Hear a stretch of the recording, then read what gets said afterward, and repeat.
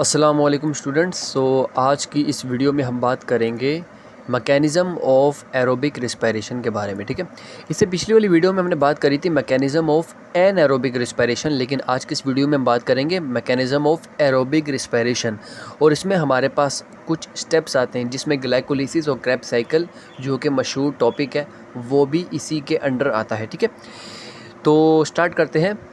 Mechanism of aerobic respiration, what is aerobic respiration और इसके अंदर हमारे पास क्या प्रोसेस होता है। In this reaction after glycolysis के बाद क्या होता है, the pyruvate are broken aerobically to produce carbon dioxide and water.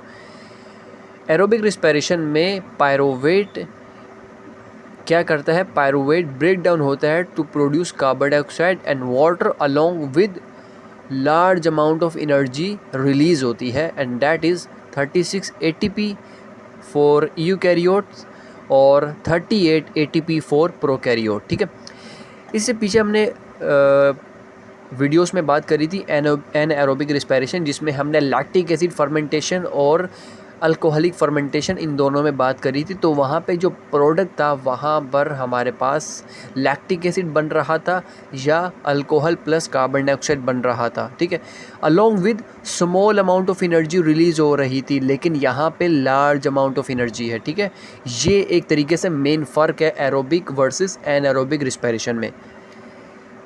So next point है, it is a catabolic process. Yes, it is a catabolic process. Means catabolic process से मुराद ये है कि जो बिगर मॉलिक्यूल है वो ब्रोकन डाउन होगा into smaller one, ये है कैटाबॉलिक प्रोसेस। ठीक है, और एनाबॉलिक प्रोसेस बिल्कुल इसके ऑपोजिट है, मतलब वहाँ पर स्मॉलर मॉलिक्यूल्स कंबाइन होते हैं टू फॉर्म बिगर मॉलिक्यूल्स। ठीक है, वो एनाबॉलिक है, लेकिन यहाँ पे catabolic. In which complete oxidative break down of organic food glucose, यानी कि ग्लूकोज की ब्रेक डाउन होती है। क्यों ब्रेक डाउन होती है? To produce again carbon dioxide water, जो पर बात करी कि प्रोडक्ट ये बनेगा along with large number of ATPs release होंगे। तो एरोबिक रिस्पायरेशन के हैं 4 phases. Number 1 glycolysis, number 2 oxidation of pyruvate, number 3 Krebs cycle and number 4 respiratory ETC। इस वीडियो में हम ग्लाइकोलिसिस और ऑक्सीडेशन ऑफ पायरोवेट दोनों को डिस्कस करेंगे। So what is glycolysis actually? It is called EMP pathway. Glycolysis को हम EMP pathway भी कहते हैं। और what is EMP? EMP की फुल फॉर्म देखें आप ब्रैकेट में वहाँ पर दी हुई है, वो क्या है? एमडिन, मेयरहोफ and पर्नास। These 3 are the scientists who work together and फिर उन्होंने प्रोसेस को डिफाइन किया, that is glycolysis, right. It involve the break down of glycolysis. इसमें क्या होती, ग्लूकोज। इसमें क्या होता है, glycolysis means break down of glucose. Glucose क्या होता है, ब्रेक होता है, या सिमिलर हेक्सोज शुगर कोई भी हो वो ब्रेक होता है। और एंड प्रोडक्ट क्या बनता है, पीछे हम बात करते हुए आ रहे हैं पूरी सीरीज़ में कि 2 मॉलिक्यूल ऑफ पायरोवेट बनता है through a series of enzymatic reaction, जिसमें कुछ एंजाइम्स भी इन्वॉल्व होते हैं and releasing ATPs and side by side reduce को एंजाइम भी प्रोड्यूस होता है। एंड रिड्यूस को एंजाइम ये क्या है, NADH। ठीक है, ये अक्सर MCQs में हो जाता है कि विच MCQs में अक्सर ये आया हुआ है MCAT में कि which one of these are coenzyme, तो वो NADH है। ठीक है, और next point, it occur in cytoplasm. Glycolysis cytoplasm में होती है। ठीक है, 2 फेजेस है इसमें, प्रिपरेटरी फेज है और दूसरा फेज है ऑक्सीडेटिव फेज। ये 2 तरह के फेज हैं। And what is preparatory phase? Preparatory phase को हम कहते हैं इन्वेस्टमेंट फेज। इन्वेस्टमेंट यानी कि यहाँ पे हमारी इन्वेस्टमेंट हो रही है।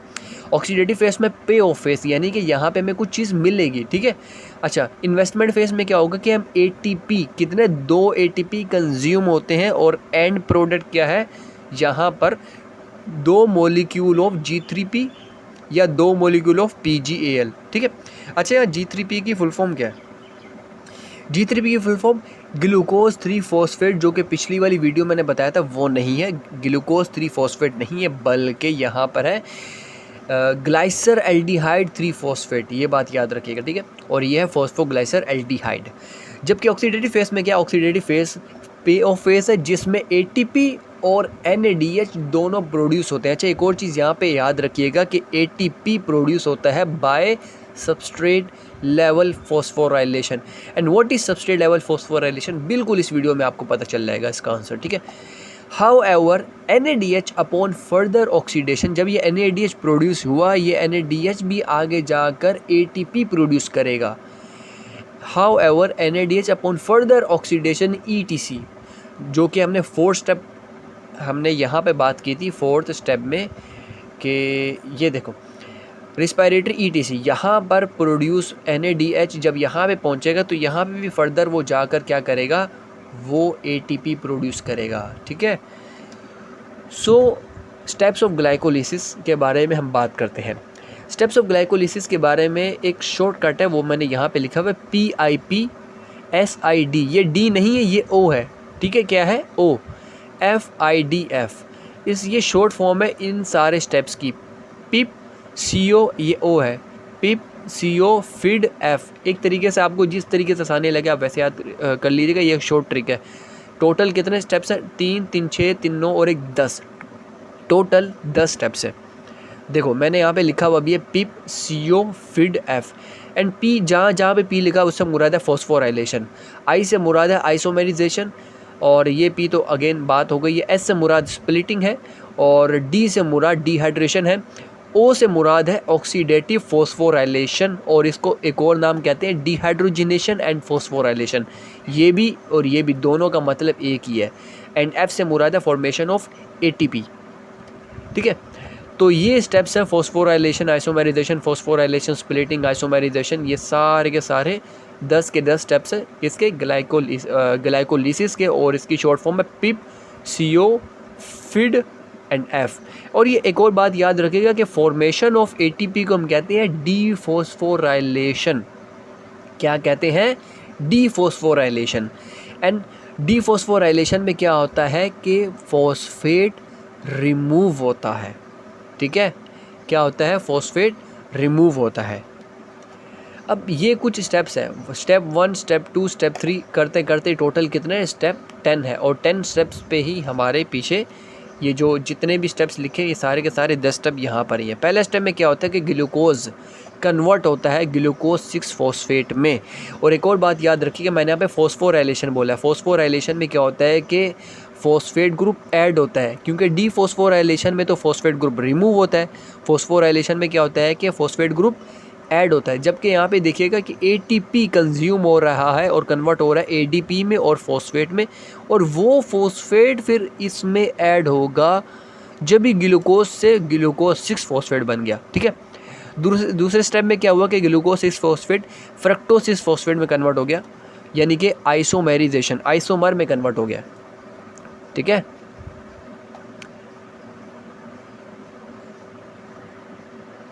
अच्छा, अब फ्रक्टोज 6 फॉस्फेट, ठीक है, फ्रक्टोज 6 फॉस्फेट कन्वर्ट होगा इनटू फ्रक्टोज 1,6 बाइफॉस्फेट में, ठीक है। ये थर्ड स्टेप है। और यहाँ पर भी अगेन ATP कन्वर्ट हो रहा है ADP और साथ फॉस्फेट में, फॉस्फेट यहाँ पे नहीं लिखा हुआ है, और वो फॉस्फेट दोबारा इसमें ऐड हो रहा है। पहले 6 फॉस्फेट था, अब एक और फॉस्फेट आगे लग गया तो बन गया फ्रक्टोज 1,6 बाइफॉस्फेट, ठीक है, या बिस फॉस्फेट, ये फॉस्फेट है, ठीक है, इसको सही कर लीजिएगा।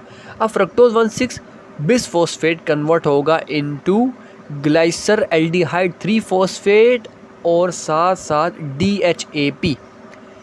फोर्थ स्टेप में गौर से देखिएगा क्या हुआ, यहाँ पर ये 2 मॉलिक्यूल में टूटा है, ये आप देख रहे हैं, मतलब ये 6 मॉलिक्यूल 6 मॉलिक्यूल 6 मॉलिक्यूल 6 मॉलिक्यूल, यहाँ पर आकर 3 मॉलिक्यूल 3 मॉलिक्यूल में, sorry 3 carbon molecule 3 carbon molecule में कन्वर्ट हो रहा है।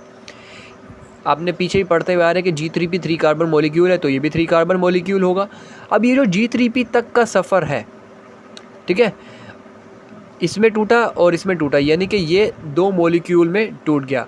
अब ये जो ये वाला है ये भी दोबारा से G3P में कन्वर्ट हो जाएगा, तो एक तरीके से 2 G3P मॉलिक्यूल हमें मिल गए, ठीक है। यहाँ तक हमारा ख़त्म होता है प्रिपरेटरी फेज़, जिसमें G3P 2 मॉलिक्यूल में फॉर्म होते हैं। हाँ, तो हमने बात करी प्रिपरेटरी फेज़ की कि ग्लूकोज कन्वर्ट हो रहा है इनटू 2 मॉलिक्यूल ऑफ G3P। एक तो G3P ऊपर बन गया, और जो नीचे दूसरा मॉलिक्यूल था 3 कार्बन मॉलिक्यूल, ये भी दोबारा कन्वर्ट हो गया इनटू G3P में, तो टोटल 2 G3P मॉलिक्यूल एंड पे बच गए, ठीक है। अब यहाँ पे सवाल पैदा होता है कि ये आगे जितने भी ये आगे स्टेप्स आएंगे, स्टेप नंबर 5 के बाद 5 स्टेप में 2 मॉलिक्यूल बन गए G3P के। 6 स्टेप में एक G3P मॉलिक्यूल के बारे में बताया हुआ है, लेकिन ये ब्रैकेट में अगर आप गौर से देखो तो यहाँ पे क्या लिखा हुआ है 2 मॉलिक्यूल, मतलब G3P जब इसमें कन्वर्ट हो रहा है तो 2 मॉलिक्यूल है G3P के, एक कन्वर्ट हो रहा है तो साथ साथ दूसरी भी साइकिल है वो भी कन्वर्ट हो रही है, ठीक है। तो ये 2 मॉलिक्यूल बन रहे हैं, ये बात याद रखिएगा। अच्छा, 6 स्टेप में क्या है कि G3P अगेन कन्वर्ट होता है इनटू 1,3 बिस फॉस्फोग्लाइसरेट, और इसमें क्या होता है कि NAD क्या करता है, ये हाइड्रोजन को ऐड करके कन्वर्ट होता है इनटू NADH, ठीक है। और साथ साथ फॉस्फेट ग्रुप भी इसमें ऐड होता है। एक तरीके से ऑक्सीडेशन हो रही है, रिमूवल ऑफ हाइड्रोजन इसमें से, मतलब G3P में से हाइड्रोजन रिमूव हो रहा है, वो हाइड्रोजन NAD लेकर कन्वर्ट हो रहा है इनटू NADH, ठीक है। और फॉस्फोराइलेशन से मुराद है एडिशन ऑफ फॉस्फेट ऐड हुआ, तो क्या बना 1,3 बिस फॉस्फोग्लाइसरेट के 2 मॉलिक्यूल बने, ठीक है। अब अगेन यहाँ पर क्या हो रहा है, ADP कन्वर्ट हो रहा है ATP में। वो कैसे, ADP एक फॉस्फेट को लेगा, ADP फॉस्फेट के साथ मिल के कन्वर्ट होगा इनटू ATP में। यहाँ 2 मॉलिक्यूल है क्योंकि ऊपर भी 2 मॉलिक्यूल बताए गए हैं, ठीक है। तो एक तरीके से 2 और फॉस्फेट भी 2 मॉलिक्यूल ही क्या होंगे यहाँ पे हमारे पास रिमूव होंगे, ठीक है। 2 फॉस्फेट के साथ मिलके ATP बना रहे हैं ना, तो एक तरीके 2 ATP बन गए और इसी को हम कहते हैं सबस्ट्रेट लेवल फॉस्फोराइलेशन, ठीक है। अब 1,3 बिस फॉस्फोग्लाइसरेट से कन्वर्ट हुआ 3 फॉस्फोग्लाइसरेट, समझ भी आ रही कि यहाँ पे हमारे पास एक फॉस्फेट रिमूव है, लेकिन 2 मॉलिक्यूल बता रहे हैं, तो मतलब 2 फॉस्फेट रिमूव हुए। एंड 3 फॉस्फोग्लाइसरेट से कन्वर्ट हुआ 2 फॉस्फोग्लाइसरेट। तो 8 स्टेप में यहाँ पे अगेन क्या बता रहे हैं, 8 स्टेप में आइसोमेराइजेशन हुआ है, और 7 स्टेप में देख रहे हो फॉर्मेशन ऑफ ATP हुआ है। तो ये देख रहे हो फॉर्मेशन ऑफ ATP हुआ ना, ATP प्रोड्यूस हुआ है। अब 3 फॉस्फोग्लाइसरेट से 2 फॉस्फोग्लाइसरेट कन्वर्ट हुआ, यानी कि आइसोमेराइजेशन हुआ। 8 स्टेप में आइसोमेराइजेशन हुआ है। एंड 9 स्टेप में क्या हुआ है कि 2 फॉस्फोग्लाइसरेट से वाटर रिमूव हुआ है और बना PEP। What is PEP? Phosphoenol pyruvate, ये शॉर्ट फॉर्म है, ठीक है। देखो, डिहाइड्रेशन 9वां स्टेप है, और इससे मुराद डिहाइड्रेशन से मुराद होता है कि रिमूवल ऑफ वाटर, ठीक है। एंड नेक्स्ट स्टेप है फॉस्फोइनोल पायरोवेट से फाइनल प्रोडक्ट पायरोवेट बना, यानी कि 2 मॉलिक्यूल ऑफ पायरोवेट, और यहाँ पे भी ADP फॉस्फेट के साथ मिल के कन्वर्ट हुआ इनटू ATP में, ठीक है।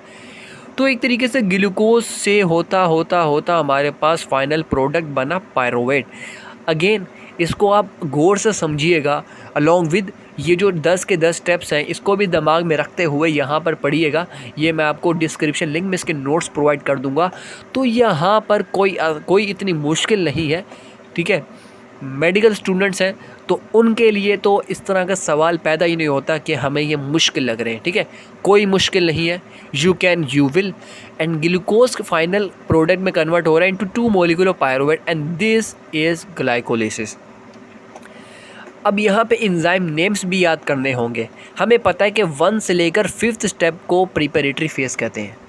देखो, हमने बात की थी ना, step 1, step 2, step 3, step 4, step 5 में फाइनल प्रोडक्ट G3P की 2 मॉलिक्यूल बन रहे हैं, तो हमने कहा था कि ये प्रिपरेटरी फेज में आता है। तो वही यहाँ पे बताइए प्रिपरेटरी फेज। एंड 6 से ऑनवर्ड 10 स्टेप तक वो होते हैं पे ऑफ फेज, ठीक है। अच्छा, तो फर्स्ट स्टेप था PIP, SIO, FIDF, ये शॉर्ट ट्रिक हमने यहाँ पे लिखी हुई है, ठीक है। अब P से मुराद फॉस्फोराइलेशन, इसमें कौन सा एंजाइम यूज़ होता है? हेक्सोकाइनेज। आइसोमेराइजेशन में फॉस्फोहेक्सोस आइसोमेरेज या फ्रक्टोकाइनेज। यहाँ पे एक और इम्पोर्टेंट पॉइंट लिखा है कि फ्रक्टोसिस फॉस्फेट जो सेकंड स्टेप में प्रोड्यूस हुआ था ना, यहाँ पे फ्रक्टोसिस फॉस्फेट, ये कहना चाह रहे हैं कि fructose phosphate can also be produce by phosphorylation of fructose directly. यहाँ पे फ्रक्टोसिस फॉस्फेट किससे हमारे पास ये प्रोड्यूस कैसे हुआ था? ग्लूकोज से हुआ था ना। यहाँ पे बताना चाह रहे हैं कि भाई फ्रक्टोज से भी फ्रक्टोसिस फॉस्फेट बन सकता है अगर फॉस्फोराइलेशन फ्रक्टोज की हो जाए। फॉस्फोराइलेशन मतलब एडिशन ऑफ फॉस्फेट, अगर इसमें हो जाए तो फ्रक्टोसिस फॉस्फेट बन जाएगा, ठीक है, डायरेक्ट। बाय एंजाइम फ्रक्टोकाइनेस, और यहाँ पे फ्रक्टोकाइनेस एंजाइम होगा, वही हमने यहाँ पे भी यूज़ किया, ठीक है। थर्ड स्टेप में फॉस्फोफ्रक्टोकाइनेस, फोर्थ स्टेप में एल्डोलेस, फिफ्थ में ट्रायोज या फॉस्फेट आइसोमेरेस या फॉस्फोट्रायोज आइसोमेरेस। इसी तरीके से 6, 7, 8, 9, 10 में ये इंजाइम्स के नेम यूज़ हुए। आप इन सब को भी याद रखिएगा, एमसीक्यूज में पूछ सकते हैं, ठीक है। ये मैंने आपकी आसानी के लिए बड़े बेहतरीन तरीके से लिख दिया। बुक में थोड़ी डायग्राम में भी बने हुए हैं, बुक से चाहे तो वहाँ पे भी पढ़ ले, लेकिन यहाँ पे आपको बेहतरीन तरीके से मैंने बना के दिए हैं। सो नेक्स्ट स्टेप ग्लाइकोलिसिस के बाद है ऑक्सीडेशन ऑफ पायरुवेट, जिसको हम कहते हैं लिंक रिएक्शन। ये लिंक रिएक्शन क्यों कहते हैं?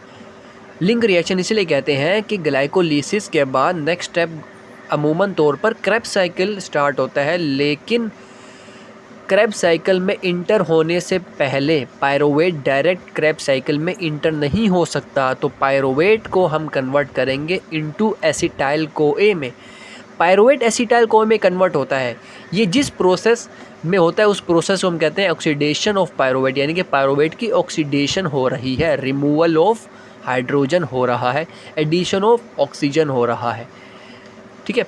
Pyruvate is produce in cytosol. हमें पता है कि पायरुवेट साइटोप्लाज्म या साइटोसोल में प्रोड्यूस होता है। It will then go to mitochondria. वहाँ जाते हैं, क्यों जाते हैं? क्योंकि ये चार्ज मॉलिक्यूल है, इस वजह से। विया एक्टिव ट्रांसपोर्ट के ज़रिए with the help of transport protein, उसका नाम क्या है? Pyruvate translocase. इसके 3 स्टेप्स हैं। 3 स्टेप कौन कौन से? स्टेप नंबर 1 डी कार्बोक्सिलेशन, मतलब ये पायरुवेट का मॉलिक्यूल है, इसमें से डी कार्बोक्सिलेशन से मुराद है कार्बन डाइऑक्साइड रिमूव हो जाएगा, तो क्या बन जाएगा? एसीटेट बन जाएगा। ये फर्स्ट स्टेप है। सेकंड स्टेप में बोलते हैं कि ऑक्सीडेशन होगी या डिहाइड्रोजिनेशन होगी। And what is oxidation? Removal of hydrogen. What is dehydrogenation? Removal of hydrogen. Same. तो यहाँ से हाइड्रोजन रिमूव हुआ और वो हाइड्रोजन NAD+ के पास गया और वो फ़ौरन से कन्वर्ट हो गया NADH में, और यहाँ से क्या बना? एसिटाइल ग्रुप बना। एसिटाइल कोई अभी भी नहीं बना। थर्ड स्टेप में आता है addition of coenzyme A। Coenzyme A को शॉर्ट फॉर्म में लिखते हैं CoA, ठीक है, CoA। ये ऐड होगा इसमें, देख रहे हो यहाँ पे ऐड होगा यहाँ पर, तो बनेगा acetyl coenzyme A, short form में बोलते हैं एसिटाइल CoA, ठीक है। तो ये पूरा पायरुवेट कन्वर्ट होता है acetyl CoA. Now it is ready to enter into the Krebs cycle. This is all about the pathway of oxidation of pyruvate. तो यहाँ पे मज़ीद एक्सप्लेनेशन दी हुई है। पायरुवेट क्या है? ये साइटोसोल बताया हुआ कि ये साइटोसोल है, and this is the region of mitochondria in which the pyruvate are being converted into the acetyl CoA before entering into the Krebs cycle. So here you can see कि pyruvate final product acetyl CoA में convert होने के लिए क्या क्या इसमें modifications आ रही है। सबसे पहले decarboxylation, carbon dioxide remove हो रहा है। सेकंड स्टेप में NAD+ हाइड्रोजन के साथ मिलके NADH बना रहा है। एंड थर्ड स्टेप में कोएंजाइम A एड अप हो रहा है। Then the final product so formed is acetyl CoA. I hope so along with this is a transport protein pyruvate translocase, ठीक है। I hope so you will like this video about the glycolysis। और thumbnail में भी मैंने glycolysis के बारे में ही बताया, लेकिन इन शॉर्ट वहाँ पे ऑक्सीडेशन ऑफ पायरुवेट भी है, और ऑक्सीडेशन ऑफ पायरुवेट को इतना खास स्टेप नहीं माना जाता, बट छोटा सा स्टेप है, इतना कोई मसला नहीं है। आई hope so you will like this video. जब तक के लिए अल्लाह हाफिज़, और जाते जाते चैनल को सब्सक्राइब करना मत भूलिएगा, ताकि मज़ीद वीडियोस आपको मेरी जो भी नेक्स्ट टॉपिक आए, next topic again Krebs cycle होगा, और आसानी से आपको फिर मेरी वीडियोस मिल सकेंगी if you subscribe my channel and like this video. Website हमारी drlectures.blogspot.com है, जहाँ पर आपको इन लेक्चर से रिलेटेड हैंड रिटन नोट्स भी मिल जाएंगे। Thank you so much. See you in the next video. जब तक के लिए अपना ख्याल रखिएगा।